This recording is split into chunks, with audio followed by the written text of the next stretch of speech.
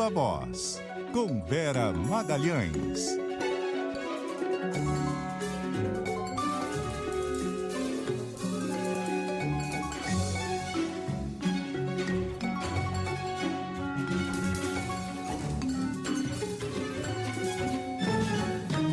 Vera Magalhães, boa noite, tudo bem? Oi, Dé, boa noite para você, boa noite para os ouvintes, para quem nos assiste nesse derradeiro dia de 2025. Pois é, eu olhei para trás porque o Delboni falou, vocês viram o raio, mas eu acho que é reflexo, Delboni, da virada do ano em... Aonde que é ali? Eu acho que é Catar, são os fogos do Catar nesse momento. Eu me assustei, eu falei, será que a chuva já começou em São Paulo? Ainda não, embora tenha previsão. Vera tá aí no Rio, vai pro Réveillon de Copacabana? Pior é que eu vou, mas não para areia, mas vou para casa de uma amiga que fica lá em Copacabana, né, encarar a multidão.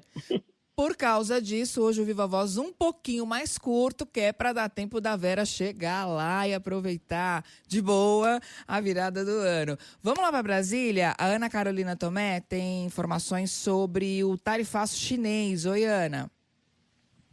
Oi, Débora. Boa noite para você, boa noite para a Vera. Já quero aproveitar também para desejar um feliz ano novo para vocês e para todos os nossos ouvintes. Olha, Débora, após o Ministério do Comércio da China informar que vai aplicar tarifas de 55% sobre a importação de carne bovina, o governo Lula deve começar um processo de negociação e pedir às autoridades chinesas que a carne bovina brasileira já embarcada, ou seja, aquela que já está em trânsito, não entre na cota recém-anunciada para fins de aplicação de tarifas. A medida, que já passa a valer a partir de amanhã, cria uma cota inicial de 1.100.000 toneladas de carne sem um imposto. A partir dessa quantidade, passa então a ser aplicada a tarifa de 55%. Em 2025, por exemplo, o Brasil exportou cerca de 1,7 milhão de toneladas ao país, ou seja, 600.000 toneladas acima da cota recém-estabelecida. E a China disse que vai taxar e limitar a importação de carne bovina até o dia 31 de dezembro lá de 2028, ou seja, por 3 anos, mas, claro, com flexibilização em intervalos fixos durante o período. A tarifa de 55% deve ser imposta não só ao Brasil, mas também a países como Argentina, Uruguai e Estados Unidos, que excedam uma determinada quantidade. Segundo o ministro da Agricultura e Pecuária, Carlos Fávaro, uma forma de compensar os exportadores que não conseguirem manter a cota seria permitir que o Brasil absorva as cotas de países que não atinjam, então, esse volume estabelecido pelo país asiático. Outro ponto também é a forma de podermos compensar países que talvez não cumpram a sua cota e eles podem transferir essa cota para o Brasil, que dá conta de cumprir. Exemplo, Estados Unidos não exportou para a China no ano passado. Se não exportar, se a gente pode cumprir a cota de outro país. São negociações que vão ocorrendo. Lembrando que não precisa ser imediato, a gente vai gradativamente durante o ano fazendo as negociações.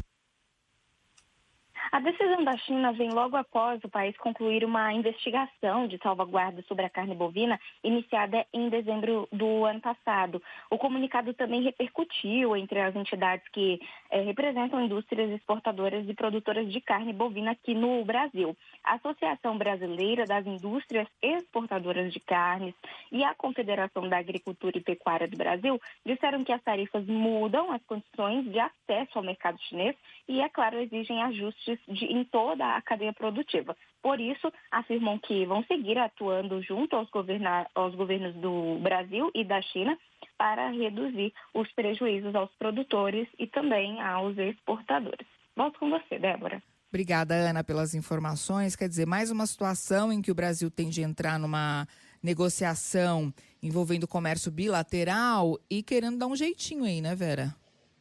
Exato, essa do ministro é maravilhoso. Tem que ver se ele combinou com os chineses, né? Que você pode pegar a cota ali do seu amigo que não usou para exportar mais carne. Mas, enfim, o Itamaraty vai tentar efetivamente fazer alguma contraproposta, negociar. A gente ganhou algum know-how de como negociar essas decisões unilaterais com o tarifaço americano. O Brasil teve relativo sucesso para excluir alguns outros produtos da lista dos sobretaxados, como os Estados Unidos, entre eles a própria carne. e agora vai tentar transpor essa expertise para a negociação com a China. Mas o que chama atenção, né, Débora, é que parece ter ganhado corpo no mundo esse tipo de decisão unilateral, anunciada às pressas, sem nenhuma negociação preliminar, atendendo apenas aos interesses de quem anuncia a tarifa, e com isso o comércio global vai ficando ali usado de incertezas, sem uma regra clara, sem ali uma previsibilidade que permita aos países definirem a sua política, da sua pauta de exportações, de importações, sem ter que enfrentar esse tipo de sobressalto. E no último dia do ano, a gente ainda com notícia, num sinal de que 2025 foi muito isso, né? Tanto no plano externo como aqui no doméstico, muita novidade, muita notícia e muita coisa ali que a gente não estava esperando, que veio do nada, e, portanto, isso veio para ficar. A nova ordem mundial parece ser mesmo essa. 2026 vai começando com esse mesmo signo, porque o tarifaço chinês começa já a partir de amanhã, a partir do primeiro dia do ano. Vamos ver, né, se o Brasil consegue negociar, pelo menos de imediato, essa quantidade que já foi enviada, né, que já está a caminho. Me parece que isso é razoável que aconteça, até porque a coisa se deu na virada do ano, o produto já está embarcou com regras anteriores, já tendo compradores, portanto, para os compradores também não interessa que a coisa seja desfeita e que as novas regras sejam aplicadas já para esses produtos já negociados, né?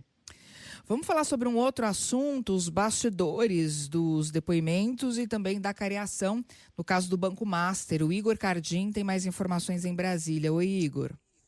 Oi, Débora. Boa noite para você, para a Vera, para os ouvintes ligados na CBN. Pois é, a cariação entre o dono do Master e o ex-presidente do BRB esclareceu alguns pontos da investigação, mas fontes, a par desse processo, dizem que novos depoimentos e operações da Polícia Federal ainda podem ocorrer para apurar as fraudes apontadas pela PF ao longo dessa investigação. A cariação foi realizada entre Daniel Vorcaro e Paulo Henrique Costa e durou apenas 20 minutos. O procedimento foi determinado pela delegada, que ouviu cada um separadamente antes. Após algumas contradições, ela entendeu que os dois precisavam ser colocados frente a frente.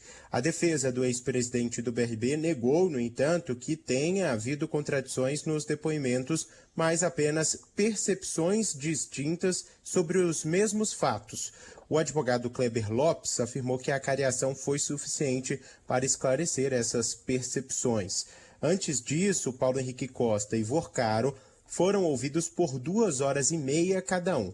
Eduardo Costa voltou a destacar, Henrique Costa voltou a destacar que atuou tecnicamente à frente do banco e tomou decisões colegiadas e dentro da lei. O dono do Banco Master reforçou a tese da defesa de que a liquidação do banco foi uma surpresa para ele e que a suposta fraude apontada pela Polícia Federal não existiu porque não causou prejuízos ao BRB. No depoimento, Vorcaro criticou a decisão do Banco Central da liquidação e disse que haveria soluções de mercado para resolver a situação do banco. No entanto, não foi este o entendimento dos diretores. Por unanimidade, o Banco Central decretou a liquidação do Banco Master. O argumento é que o banco não teria essas condições de honrar com os compromissos financeiros e deixaria credores no prejuízo neste ano. E a gente lembra que essa liquidação foi feita no mesmo dia em que Vorcaro foi preso pela Polícia Federal. O empresário disse que se encontraria com investidores fora do país para fechar a operação de compra. Já os investigadores dizem que ele estava fugindo do país. Agora, Toffoli, relator do processo, pode decidir por novos procedimentos. Débora. Obrigada, Igor Cardim, pelas informações. Esse assunto deve continuar em alta aí nos próximos dias, né, Vera? Porque ainda tem muita coisa para ser explicada, outras coisas podem aparecer, outros nomes, né, principalmente a partir dessas investigações. O Banco Central ficou aliviado com a exclusão do Ailton de Aquino, né, da cariação, mas a pressão não deve ceder também, né? Não deve. A minha coluna de hoje, que está publicada no Globo, fala um pouco desse aspecto. Desculpa, Débora. Desse aspecto de que o Banco Central entra em 2026 pressionado de todo lado, né? No aspecto político e institucional, por conta dessa investigação da venda do Master, na qual ele é o regulador, o fiscalizador e também o responsável por ter decretado a liquidação do banco. Portanto, ele não está na condição de investigado. E foi bom que o diretor de fiscalização do banco tenha sido excluído dessa cariação, primeiro porque parece ter sido uma coisa super superficial, ali que não teve nenhum potencial de esclarecer grandes contradições e revelações. Uma coisa que dura 20 e poucos minutos não é para mudar a ordem natural das coisas, não é para causar nenhum grande plot twist em nenhuma investigação. Então, parecia apenas picuinha incluir o diretor de fiscalização do banco num processo como esse. Então, se corrigiu um pouco o rumo do negócio, fazendo depoimentos que não precisavam de jeito nenhum ser em 30 de dezembro de 2025, poderiam perfeitamente ser no início do ano. E aí, agora, tem uma série de coisas a esclarecer. Hoje mesmo, aparece mais uma ponta que já estava solta, já estava desencapada, a gente já vinha falando dela aqui, que é a possibilidade aí de uma nova fraude nos fundos da REAG, aquela empresa que já apareceu investigada na Operação Carbono Oculto. Então, é conexão de escândalos e que isso certamente vai entrar no bojo das investigações. De importante dos depoimentos de ontem e também da cariação entre o Daniel Porcaro e o ex-presidente do BRB, fica o fato de que a instituição de Brasília, o Banco de Brasília, não conseguiu reaver todo o dinheiro que investiu para comprar as cartas de crédito do Master, numa evidência de que realmente era um papel podre que um banco estatal comprou ali meio na camaradagem, sem nenhuma justificativa técnica para isso, e que, portanto, os responsáveis têm sim de responder por esse processo altamente arriscado e altamente esquisito que avalizaram. Então, as investigações prosseguem. No meio político, elas também têm potencial de causar um enorme estrago, a gente sabe das conexões do Porcaro, e elas ficam evidentes nessa confusão toda de sigilo e de discussão sobre as condutas próprias ou impróprias de ministros que tiveram encontros com ele fora dos autos, por assim dizer. Então, tudo isso vai ser carregado para 2026, é um assunto que não acaba esse ano, e que pode ter, inclusive, impacto na eleição, a depender dos desdobramentos que houver.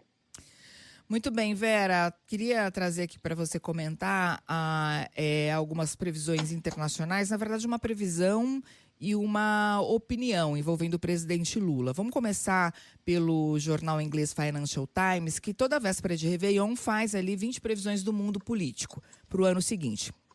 Hoje, a lista publicada traz a vitória de Lula nas eleições do ano que vem, como uma das apostas, informações do jornal o Globo. Segundo a previsão do jornal inglês, o atual presidente deve se beneficiar com o bom momento econômico do Brasil e dos gols contra da direita bolsonarista. O Financial Times citou o problema de saúde recente de Lula, que passou há um ano por uma cirurgia de emergência na cabeça, mas a previsão do jornal é de que o presidente vai ser reeleito por ter enfrentado os tarifaços de Donald Trump e por ter conquistado bons resultados econômicos. Por outro lado, a revista britânica The Economist publicou um editorial, isso foi ontem, afirmando que o presidente Lula não deveria concorrer à reeleição do ano que vem. De acordo com a publicação, apesar de o Brasil ter demonstrado em 2025 a resiliência de suas instituições democráticas, o país merece escolhas melhores no próximo pleito. A gente lembra que em agosto a revista trouxe na capa o ex-presidente Jair Bolsonaro e o julgamento que o condenou por liderar a trama golpista.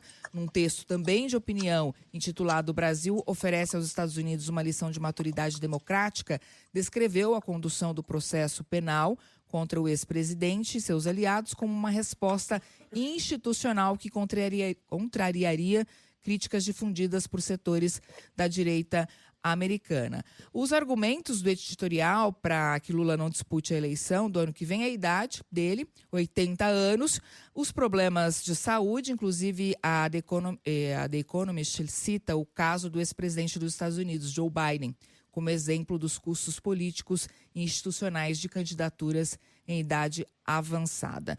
Bom, essas são aí opiniões e previsões internacionais sobre o nosso cenário envolvendo o presidente Lula. Por que isso interessa, né, Débora? Porque quando publicações desse tipo fazem previsões ou análises favoráveis ao Brasil, os governos de turno costumam enaltecer, publicar e tal. Então, acho que elas têm que ser avaliadas com ali perspectiva quando são boas ou quando são ruins. Aí a gente tem um exemplo de cada. Então, vou começar pela previsão do Financial Times. Hoje, mais cedo com a Naded, eu ainda não tinha lido a matéria do Financial Times quando eu falei ali prevendo o cenário para 2026, que é impossível arriscar qualquer resultado para a eleição, porque as eleições têm sido cada vez mais acirradas no Brasil. A gente não tem uma eleição sem disputa de segundo turno desde 2002, portanto, se consolidou um cenário de país mais ou menos dividido, mais ou menos polarizado no seu eleitorado. Essa divisão, essa polarização já foram entre PSDB e PT, e migraram para uma coisa entre lulopetismo e bolsonarismo. Então, isso deve se repetir o ano que vem, o que prevê uma eleição acirrada, quaisquer que sejam os candidatos, mas o que dá para dizer, com base nos fatos agora, dessa virada de ano, é que o Lula e o governo chegam a 2026 mais organizados do que a direita. E isso não era verdade, por exemplo, exatamente no fim de 2024, começo de 2025, quando o governo vinha numa maré ali de queda da sua avaliação. Agora ele vem numa paulatina recuperação dessa avaliação. O Lula lidera todos os cenários de segundo turno e a direita ainda está desarrumada depois da condenação e prisão do Jair Bolsonaro. Ele está demonstrando dificuldade de liderar, a partir da prisão, o processo de escolha do seu substituto como líder da direita. E ele indicou o filho, essa escolha não agradou unanimemente toda a direita. O filho rapidamente absorveu uma parte dos votos do bolsonarismo mais radical, mas não está claro se ele vai conseguir aglutinar todas as pré-candidaturas e ser candidato único. Então, esse é o cenário. O Lula tem esse pequeno favoritismo pelo fato de a economia estar girando bem, ele estar em recuperação, ter a máquina do governo, que isso ainda importa no Brasil, e ter ali algumas bandeiras de cunho social muito fortes, como o programa de luz mais barata e também a reforma do IR. Então, eu acho que é o máximo que a gente pode dizer, sem fazer nenhuma previsão, porque com a volatilidade que existe no Brasil e com uma rejeição grande que existe dos dois lados, apostar em qualquer resultado seria, no mínimo, precipitado, para não dizer suicida. E no caso da revista The Economist, essa opinião, como você bem disse que ela expressa, ela coincide com a da maioria do eleitorado brasileiro. As pesquisas sempre apontam esse resultado, e a última rodada da Genial Quest desse ano, que foi feita em novembro ali, mostra que 59% ainda dos brasileiros ainda acham que o Lula não deveria ser candidato em 2026. Aliás, em dezembro também teve outra rodada e esse número é parecido, 55%.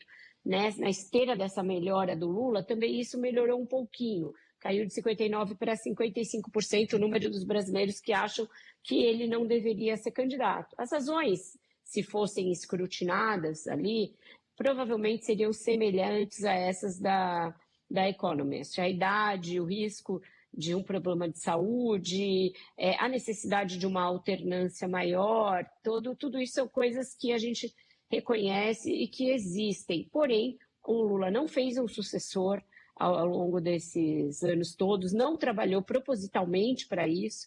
No período em que ele estava mais ao quebrado ali de saúde, que era o fim de 2024, depois da queda, havia uma preocupação real com a possibilidade dele não conseguir ter condições de saúde de ser candidato, e essa preocupação era inclusive entre aliados, porque não tinha um sucessor à altura, mas nesse aspecto ele também deu uma aprumada. O presidente demonstra mais vigor e mais uma saúde melhor no fim deste ano do que no ano passado. Então, nada indica que vá haver qualquer reviravolta e que ele não seja candidato. E lembrando que a nossa legislação permite que ele seja candidato, não se está dando nenhuma virada de mesa, nenhum cavalo de pau constitucional ou legal para que ele seja candidato a esse que, se ele for vitorioso, será o seu 4º mandato, será o presidente com mais mandatos na história da República Brasileira. Mas é isso, não está dado ainda. Muita água pode passar por debaixo da ponte. A economia e a segurança pública vão jogar um papel nessa questão, e também a maneira como a centro-direita, porque o centrão tende a ir com a direita, se organizar para essa disputa do ano que vem também. Bom, do outro lado, a gente tem aí vários nomes disputando o espólio, ainda disputando o espólio de Jair Bolsonaro, embora ele já tenha indicado o filho, Flávio Bolsonaro, como pré-candidato, né, como seu sucessor, mas, como você já disse aqui, muita coisa ainda pode acontecer até o ano que vem, até ali os últimos minutos, né? Inclusive, por falar em Jair Bolsonaro, ele continua internado no hospital em Brasília, e a defesa fez um novo pedido de prisão domiciliar, como você já tinha nos dito que poderia acontecer. Segundo o nosso colega Anselmo Góes, do Globo, esse pedido que foi feito agora pela defesa é um pedido de concessão de prisão domiciliar humanitária aos moldes, aí usa como exemplo o pedido de prisão do ex-presidente Fernando Collor de Mello. Bolsonaro, que já passou por uma cirurgia para corrigir uma hérnia na virilha e fez 3 procedimentos para tratamento daquele soluço. Está tendo picos de pressão. Os médicos hoje disseram que está mantida a previsão de alta para amanhã. Exatamente, Débora. Como a gente vinha falando, aconteceu exatamente nos termos em que eu tinha aqui falado para os nossos ouvintes, né? Um dos advogados do Bolsonaro, Paulo Cunha Bueno, postou nas redes sociais ali a ementa, né, desse pedido, que, considerando a idade dele, as comorbidades conhecidas, documentadas, etc., pede a concessão da prisão domiciliar nesses termos, né, que é a chamada prisão domiciliar humanitária. A gente sabe que existem realmente precedentes, portanto, a jurisprudência fala a favor, e o que fala contra são os precedentes do próprio Bolsonaro, inclusive o mais recente, que foi aquela história de derreter a tornozeleira usando um ferro de solda, que ele disse que fez por curiosidade, ou sei lá, porque estava entediado, mas que não parece algo razoável para quem cumpre uma medida dessa, restritiva, né, cautelar, e que estava a poucos dias de ter a sua pena final iniciada. Então, isso deve dificultar. O ministro Alexandre de Moraes deve decidir só o ano que vem. Eu acredito que ele vai submeter a sua decisão à primeira turma, qualquer que seja ela, até para ter a sua posição chancelada, respaldada. Ele tem feito isso em relação a todos os passos que ele dá nesse processo da trama golpista.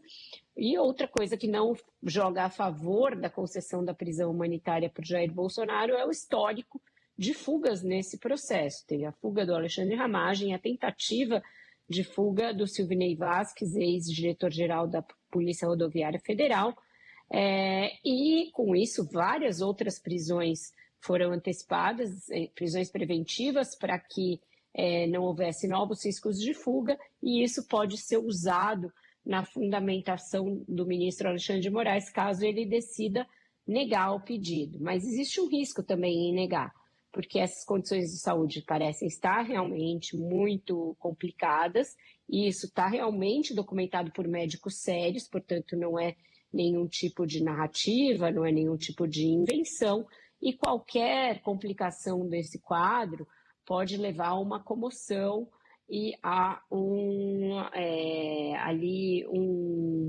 aquecimento dessa revolta em uma certa parcela da sociedade para com o Supremo Tribunal Federal. E eu acho que o ministro vai levar isso em conta também na hora de bater o martelo. Muito bem. É o último Viva Voz do ano, um pouco mais curtinho hoje, que é para a Vera poder curtir a virada, mas nem por isso você vai deixar de trazer uma música aqui, né, Vera? Exato, essa edição foi uma edição pocket, como a que a gente faz e fará na sexta-feira. Amanhã não tem Viva Voz, então volto nessa sexta fazendo ali um balancinho do ano, da semana, das perspectivas para 2026. Mas para essa virada do ano, eu desejo a todo mundo muito amor, muita saúde, muita comida boa, bebida, pular 7 ondinhas, menos no Rio, que o mar não tá para peixe por aqui. E a gente termina com o dono da festa aqui de Copacabana, né, Gilberto Gil, que foi um herói, um gigante, com uma energia absurda aos seus 80 e poucos anos, fazendo shows por todo o Brasil nesse ano, e não será diferente na virada. Ele atravessa ali a rua, ele que mora quase em frente ao palco, para tocar no Réveillon de Copacabana. E eu escolhi a música dele, que eu acho que traduz o desejo de 2026 e de todo o ano para todo mundo. Solta aí, Delboni. Andar com fé eu vou, café não costuma falhar. Andar com fé eu vou, café não costuma falhar. Andar com fé eu vou, café não costuma falhar. A fé tá sempre presente, né, Vera? Vamos precisar de muita fé. Pro ano que vem, pra vida, fé sempre. Fé no que você acredita. Obrigada, Vera. Obrigada por esse ano. E 2026 vai ser aquele ano, hein? Mas a gente fala mais sobre isso na sexta-feira. Uma boa virada e aproveite aí o dia 1º. O importante é que vamos estar juntas, minha amiga. Uma ótima virada para você também e para todos. Tchau, tchau. Um beijo.